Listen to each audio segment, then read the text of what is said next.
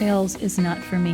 There's nothing in my being that can sell. And then I realized selling is really serving. It's really serving people. And I thought, that I can do. That feels right. That's a good fit from the way I was brought up. Sure. And so I look at sales as serving people. And I've really enjoyed it.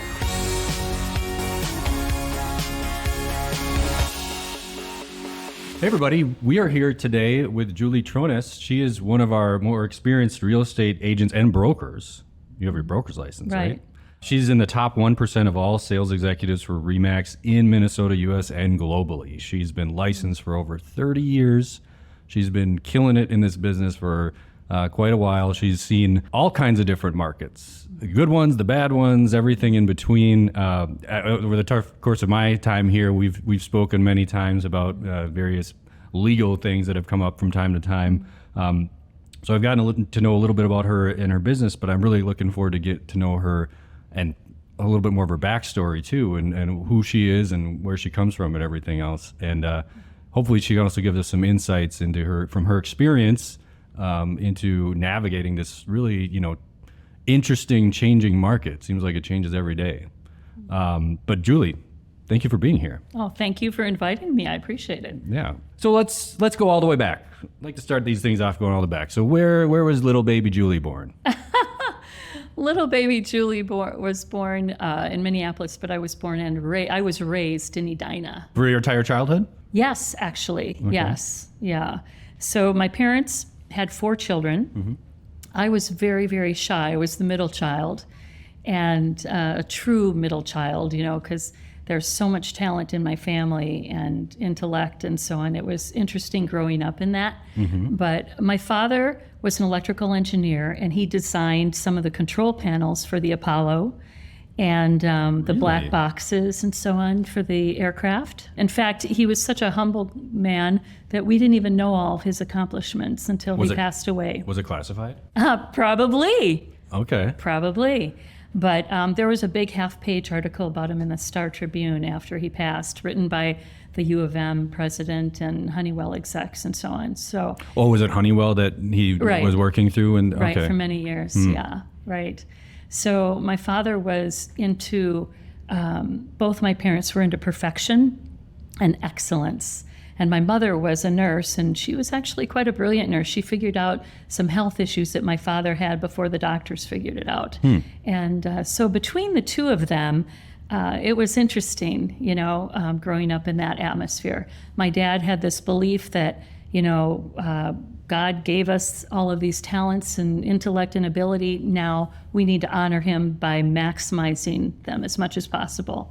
So it seemed like those words, perfection and excellence, were those words that they used, or was that like a lesson or a way that they raised you that was commonly recurring? So as an example, I remember I was so excited to get an A in math class. I think I was in 10th grade or something. And I was surprised myself because I was at the top of the class, didn't expect it in Edina, and I couldn't wait to show my dad. And he looked at it and he's like, well, Julie, that's good. Now maybe next time you can get an A+. And I thought, oh my goodness, Dad, they don't give A+ in Edina, at least not at that time. Mm-hmm. So that's kind of the tone. However, I would like to mention that he was always working on projects, and he would like to, have us come and help him.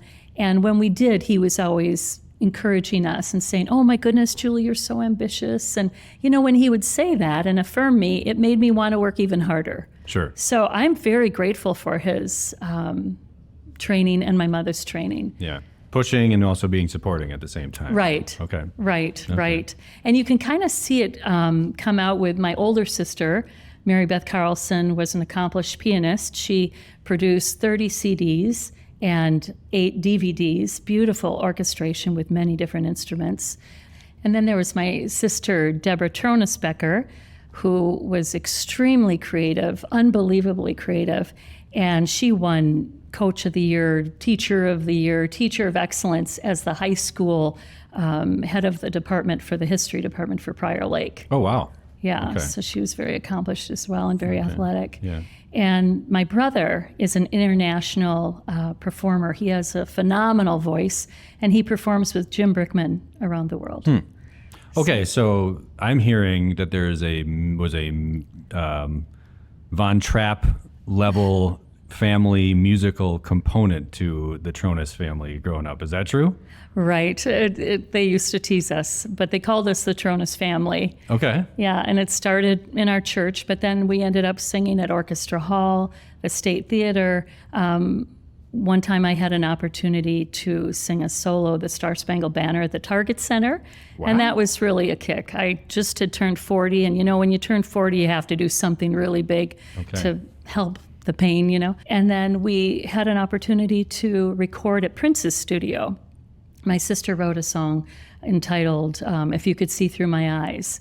And it's about looking at life through a handicapped person's eyes. She wrote it for the Special Olympics. Okay, so wait, are you a singer? Are you a pianist as well? What are your musical talents? I sing. Okay. I do not play the piano for anybody other than myself. Okay. And did all this siblings sing together? Was that Yes. what I was understanding? Yes. Okay, so I was just joking about the Von Trapp thing, but that was Yeah. okay. All right. Yeah. Oh, that's Yeah. awesome. Yeah. That's a reference to The Sound of Music for all of the young people out here who don't know. One of the greatest films ever made. My favorite film. Is it really? Oh, yes. Yeah. So you grew up in Edina. I'm sure you saw that community change quite a bit, Right. and develop into what it is now. But what happened after high school? So, I actually went to a private high school, Hillcrest Academy in Fergus Falls. And you might think, well, okay, so why are you going to Edina, one of the highly acclaimed, schools, to a private little school in Fergus Falls? But my mother grew up in Fergus Falls. Her father kind of, helped start this school. And it was affiliated with our church. But it was cool. It was, kids came from all around the world. So it was a very interesting experience. And in a small school, you have the opportunity to do so many things. I had an opportunity to be on the volleyball team and be the killer server, or in the traveling trio, or speech. I guess I was the speech coach team or leader. Okay. One actress of the year. When you go to a large school, it's fabulous because they have so many programs. So they both have their pros and cons, but because I was so shy growing up, it was really helpful for me to be able to go to that school. But this was like a boarding school. So it was a boarding school, co-ed boarding school, not co-ed dorms, co-ed school. Thank goodness for that. But that's, so what were you, 15, 16 and you're? Right, I was a junior and senior in high school. Okay. Right. I mean, that had to have been, you're still a kid a little bit. I know. Going away from home. And how was that? Like, were you scared? Do you remember, or? Yeah, I remember, because I really didn't know anyone. I had a few relatives in town though. And that was very, very helpful. But none of your siblings were with you No, because they were older. My older sisters went there, but my younger brother did not. Okay. So, yeah, but it was, I met my roommate for the first time ever. And we were very different, but we're very good friends still to this day. Okay, so after Fergus Falls, then what? Then Normandale College for 2 years, and then Bethel for 2 years. And I graduated with a BA degree in speech communications and business and journalism. And then what? And then I had a professor at Bethel who was amazing. He was an international speaker, and we would have these 3-hour classes for public speaking.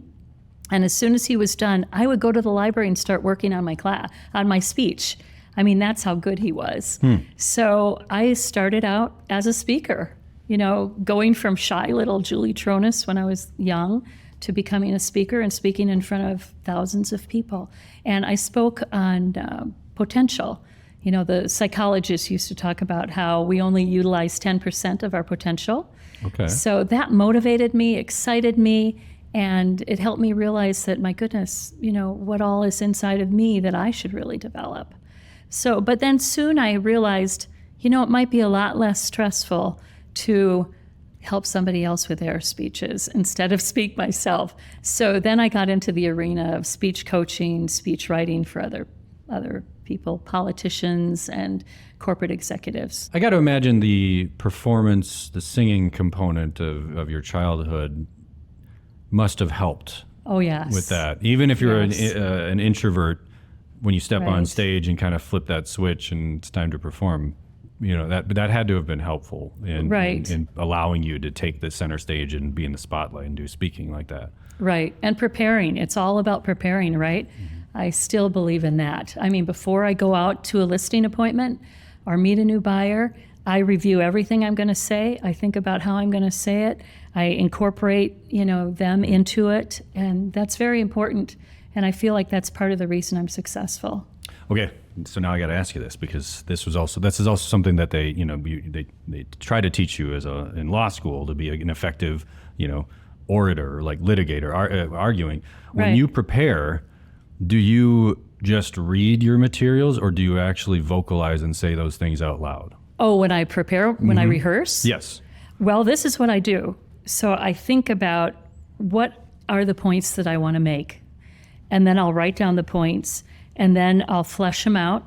And then I end up writing out the whole thing, word for word. Okay. And then I go back and I'll read it, rehearse it by reading it. And then I go back and then I do the bullet points. And then I rehearse from bullet points. Okay. Rehearsing is very important. But are you rehearsing just in your mind, or are you actually like in a room to yourself, sort of speaking the words In out a room loud? to myself. Okay. Because I want to hear the inflection. I don't want to be monotone. I want to make sure that there's some interest to my voice, so somebody's interested in listening. Okay. Well, maybe nobody else would think this is interesting, but I do, because I do the same thing. Oh, okay. That's I interesting. find yeah. that, I do a lot of public speaking and stuff. Right. But if And you're excellent. I'll write stuff out, and then you might as well just throw the paper away, because as soon as I get going, I kind of don't go back to the paper at all. But I know Right. words look and sound different on paper than they do in your mouth. Right. And Right. something could read great, but when you try to vocalize it, and you're just like, oh, it's just mushy, it doesn't work well, and you just have to say, nope, that's not, it doesn't work, right? You can't force, I guess that's why I wanted to ask that question is for people who are thinking about in their business, there is a difference in preparation versus just sketching it out and thinking that you're done versus vocalizing it. When Right. you're preparing, Absolutely. vocalizing. That's why I think some of these coaches and things, they do, I guess, practice calls, and you actually go and simulate those conversations. Right. It's not supposed to be like a waste of time. It is to get used to saying the words so easily that you don't need the notes anymore. Your brain already knows the words that are going to come out of your mouth next. And it's interesting because some speakers actually want to read what they have, because there are certain words they want to make sure they say. What would, as a speech coach, what would you say to that? Well, it's interesting you should ask me that question, because I've designed a scholarship at my alma mater at the high school for music, and they are so kind. They invite me up there every year at graduation to present it and then to give a little speech. So I have actually written out that speech. I've done it different ways, but I really enjoy it when I can just read it, I mean, I still have eye contact, so I rehearse it, right? Right. But there are certain words I want to say. There's a certain phrase I want to say it a certain way. So as long as somebody rehearses, when I was a speechwriter and a speech coach, I could tell just a marked difference between the people who thought that they should rehearse it and those who didn't. And it was unbelievable, the difference of success. Okay. Yeah. I'm just all about preparing, thinking it through, and rehearsing it over and over again. And people say, well, no, you want to sound natural, organic. You don't want to sound prepared. Well, you can do that when you're prepared. Yeah. Oh, for sure. Yeah. But you definitely don't sound it if you're staring down at your paper and you're not even making eye contact with Right. everybody. No, eye contact is huge. You have to read the audience. You have to watch for their cues. Yeah. As a speech coach, what would you say one of your greatest accomplishments were in sort of that professional chapter of your life? I would say one of the most exciting experiences I had was when I was working with a gubernatorial candidate. So there were 3 candidates, and actually I'd worked with one of them prior to this time as well, but 2 of them were neck and neck. We were at the convention center, and so they took the initial vote. Mine was the underdog, and I'd only been working with him a few weeks. And he was down here, and believe me, they were way up here. There was not even a small chasm between them. It was a huge chasm. And I thought, oh my goodness. And I thought, well, he wrote his own speech. So between the votes, they had to give their speeches. So I said, let's go back into a back room behind stage, and you can give me your speech, and then I'll help you, reorganize it if it needs reorganizing, or help you with the delivery. And so that's exactly what we did. I reorganized it, and I helped him with delivery. Wonderful man, tall, stately individual. But he didn't come across as authoritative. He was kind of slouching and so on. And his voice was kind of timid. So we worked on that backstage. He got up, and he had me on the edge of my seat. He was authoritative. He spoke, with confidence, and he won the endorsement. He shot right up between the other two, and he won the endorsement. It was amazing. Wow. And the Star Trib, WCCO, Pioneer Press, they all came and interviewed him and me, and they said it was a speech that catapulted him to success. So that was very exciting to see him take some ideas and run with them. Right. But it was his ideas, but you putting a new set of eyes on it were able to, refine it and I guess, set him up for success. Well, that's awesome. Probably the highest level I ever attained was working with a U.S. presidential candidate. And the reason I stopped doing that is because we had a son, and I wasn't supposed to be able to have children. So I was so grateful. I didn't want to do a lot of traveling at that time. Okay. Which so presidential I stepped candidate? Out. Huh? Which candidate? Oh, I don't actually share that. Oh, you can't? Oh, okay. Privacy reasons and for different reasons, yeah. Okay. So did you travel a lot then? I certainly did. With the I campaign? certainly did, because I had clients. I had corporate clients too. The corporate clients are the ones that I actually wrote the speeches for. Okay. They were supposed to send me a rough draft, and then I would rewrite it for them. But oh my goodness, none of them did that. They'd give me maybe one stat. So I'd have to interview them and figure out the philosophy of their lives and so on. And then I'd write the rough draft and rewrite it, and then I'd help them rehearse. Okay. And some of them would say, I'd rather die before I give that, instead of giving that speech. And then afterwards, they'd receive a standing ovation. They couldn't wait to do it again. Wow. So it was very rewarding. Okay. But I think I heard, we already heard the why that chapter in your life closed. You had your son. Right. Which was maybe unexpected. Yeah, a real miracle, really. Okay. My specialist said, oh, my word, you should not be here every time I went in. Okay. It's like, you shouldn't be here. So. Okay. And then my former husband was a realtor, and he said, when you aren't writing, could you please help me? And I thought, you know what? Sales is not for me. There's nothing in my being that can sell. And then I realized selling is really serving. It's really serving people. And I thought, that I can do. That feels right. That's a good fit from the way I was brought up. Sure. And so I look at sales as serving people. Okay. And I've really enjoyed it. Were you selling while you were raising your family? Yes. Quite a bit? In fact, there was 13 years where I was single between my marriages. Okay. And that was interesting, being a single mom, working in a 100% commission job, helping my parents as they aged. But it was a great career for me because it afforded me the opportunity to send both my children through college. Okay. So I had 2 children. I had actually had 9 miscarriages between them, 11 children. 2 were twins. So yeah, I'm very grateful for those 2 children that made it. That had to been, a lot of downs, but ups as well through the process. Well, I believe they're having a blast in heaven, so that helps. Okay. That helps a lot. Well, let's talk about real estate, since I guess that's one of the reasons we're here. We can talk about speech writing and other things more. But so what? Looking back, and you're not done. So I don't want to say that this is like the end of. But sort of looking back, what would you say has been your most interesting listing? My most interesting, I've had a lot of them. I've sold over 1,000 homes now, but my most interesting listing would be selling the penthouse, a beautiful, stunning penthouse with an incredible view. The owners were great to work with. They designed this gorgeous theater up there. And I also had an opportunity to kind of pull from my background and design a video. I even put models in the video, and that really seemed to work well. So that was seen in another state by someone, actually, and I think that's how we ended up getting it sold. Currently, you are a solo agent, but do you have a team that you kind of that supports you in your business? Right. My daughter, Leah Serhut, has her license, and she does all my marketing. She does some of my showings and so on.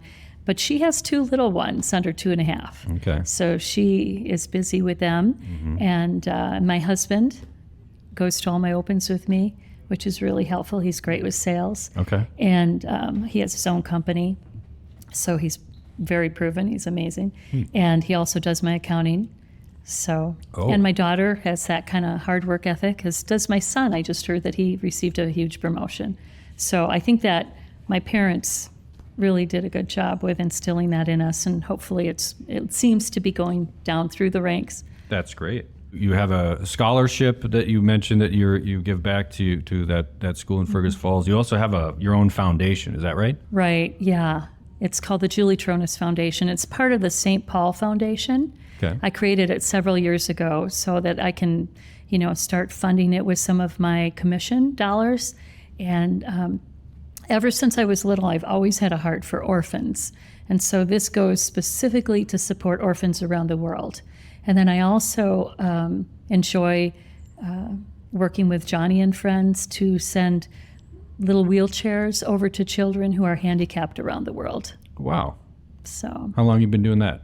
Several years. Several years, okay. Yeah. And so a portion of every one of your commissions goes into the foundation to support Absolutely. those causes. So what do you do when you're not writing speeches or selling real estate? Well, my husband and I, between the two of us, we have 6 children and 8 grandchildren, and we just adore every one of them, of course. Okay. And so we enjoy spending time with them. We do a little bit of traveling, but not a lot of traveling. We're both very dedicated to our jobs, so when we go, we're only gone about 5 days at a time. Exercise, enjoy still singing periodically, that kind of thing. Okay, at church or something like that, or wherever. or wherever. Yeah. Just breaking out in a song, walking down the street. Oh, of course, yes. Yes. So let's talk just a few minutes about what you're seeing, with your experience in this market. In your mind, like the last year, what have you seen? How the market's changed, how it's being impacted by a lot of these outside forces in the economy. Right. Well, it has been an interesting market for us. I've obviously, sold through many, many markets, but this has been interesting. I would just like to say that I really enjoyed the few years prior. That was fun. I mean, preparing a home, listing it on a Friday, doing open houses, multiple offers on a Monday. But I would say that really it's always condition and pricing, right? You have to have as excellent condition as possible. Everybody's watching HGTV, and it's hard to compete if you don't do something with your condition. And then pricing is important. You want to be careful how you price. You don't want to price it too high, but you don't want to price it too low, although you know what they say, you can't price it too low because the market drives it right back up. Sure. So, but I have seen a lot of people thinking that they should be on the sidelines because they're like, I don't know that I want to pay 7% when I'm paying 3.5 or 2.75 right now. Besides, I can't afford as much then, So I've seen sales almost take place.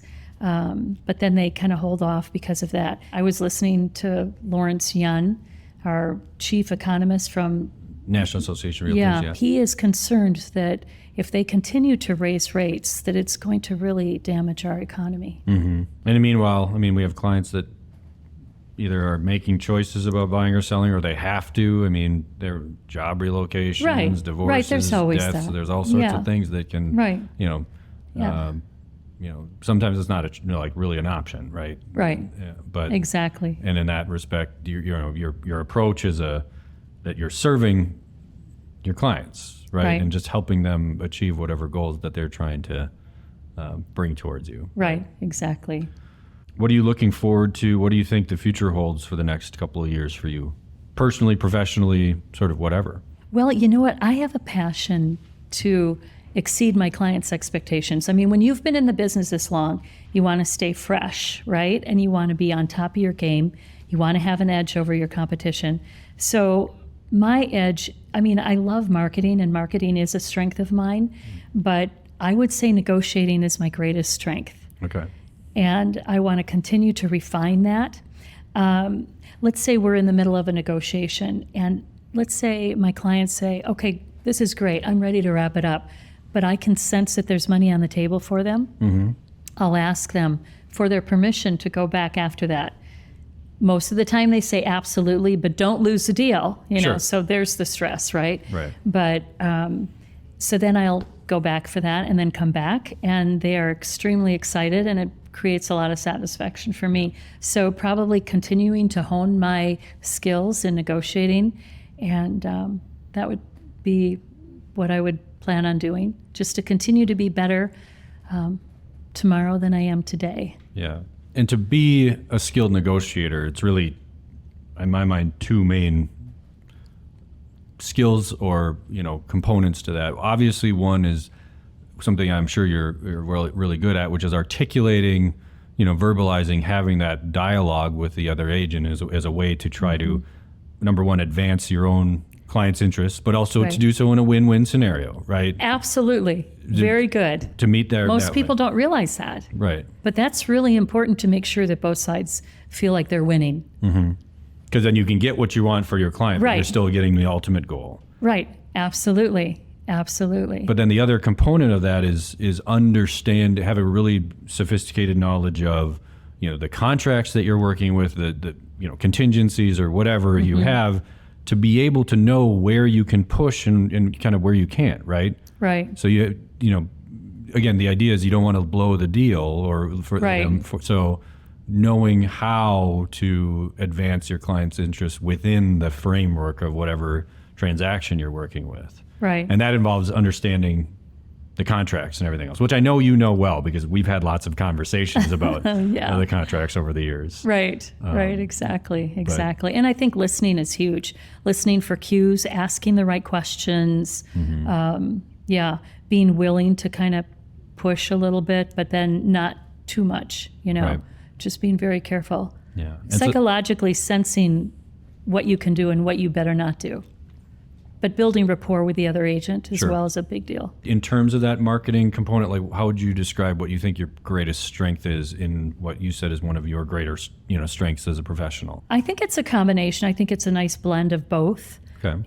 And thank you for the question, because actually I'm just thinking of something I hadn't thought about for a while. Developing the relationship is a really big deal, not only with your client, which is number one, Right. but also with the other agent. And I mentioned building rapport a moment ago, but I think and having just, being that agent that everybody wants to work with because you're professional, you're kind, you're respectful.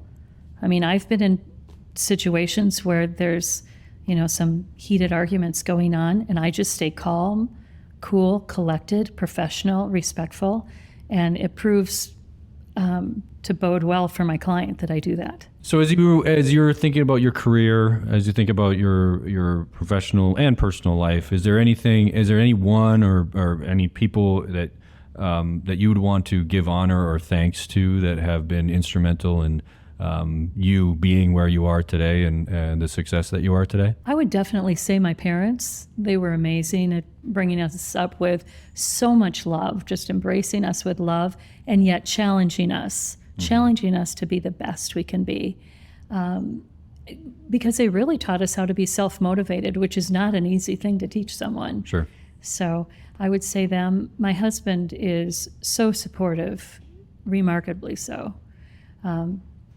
And my children are as well. And we just, I'm very grateful for that. Dr. Alan Zimmerman, that speech teacher way back in Bethel. Oh, that was the teacher. Yeah. And then, you know what? There was someone who was really instrumental in introducing me to the congressman that I worked with and gubernatorial candidates and so on. And I was just thinking yesterday how I really need to contact that person and thank her, for what she did, because that made a big difference. It's so interesting how that sets the tone for the rest of your life. Sure. And as a mentor, periodically I've mentored at my alma mater, and, just encouraging those kids to go back, or those students, young adults, to go back and thank people. Yeah. Because it's just a pivotal time in life. Julie Trones, thank you so much for telling your story and speaking with us today. Thank you so much. It's been a privilege. Thank you.